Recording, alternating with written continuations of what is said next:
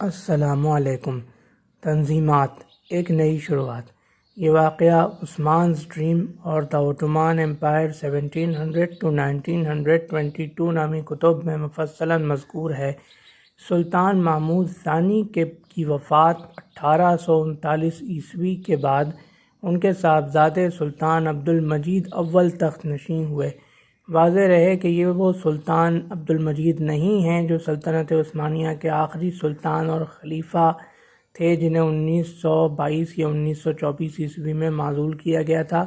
یہ سلطان عبدالمجید اول ہیں، جبکہ وہ سلطان عبدالمجید ثانی تھے۔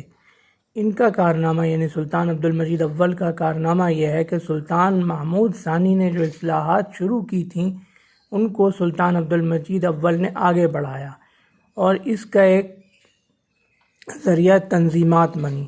تنظیمات کیا ہیں؟ تنظیمات کے معنی یہ ہیں کہ آپ نے قانون فرمان گلخانہ کے نام سے نافذ کیا، جو ایک مکمل آئین کی طرح کا قانون تھا۔ اس میں کئی دفعات تھیں، کئی شقیں تھیں۔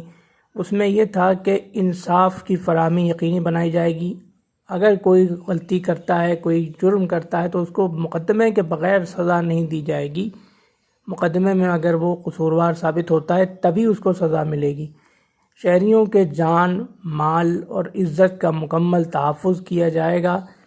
کوئی جبری محصول نہیں دیا جائے گا، یعنی جو محصول لاگو ہیں ان کو وصول کرنے کا بھی مکمل طریقہ کار ہوگا، آئینی طریقہ کار ہوگا۔ اندھا دھند وصولیاں نہیں کی جائیں گی، منمانی نہیں کی جائے گی۔ فوج میں اصلاحات یہ کی گئیں کہ جبری بھرتی ختم کر دی گئی۔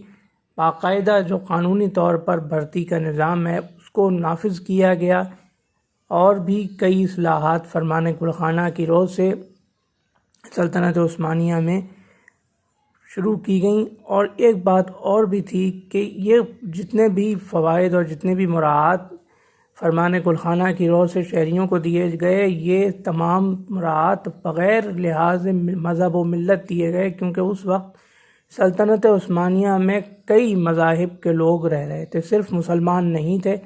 اگرچہ مسلمان اکثریت تھی، لیکن مسلمانوں کے علاوہ بھی کئی اقوام اور رہ رہی تھیں۔ تو یہ جو قوانین نافذ کیے گئے یہ تمام اقوام کے لیے یکساں تھے، اس میں کسی کو کوئی برتری یا کمتری نہیں دی گئی تھی۔ تو یہ تھا سلطان عبدالمجید اول کے دور میں سلطان محمود ثانی کے قائم کردہ اصلاحات کو آگے بڑھانا، تنظیمات اور فرمان گلخانہ کی مکمل تفصیل۔ انشاءاللہ اگلی ویڈیو میں ہم سلطان عبدالمجید اول کے جانشین کے کسی واقعے کے ساتھ حاضر خدمت ہوں گے۔ اللہ حافظ۔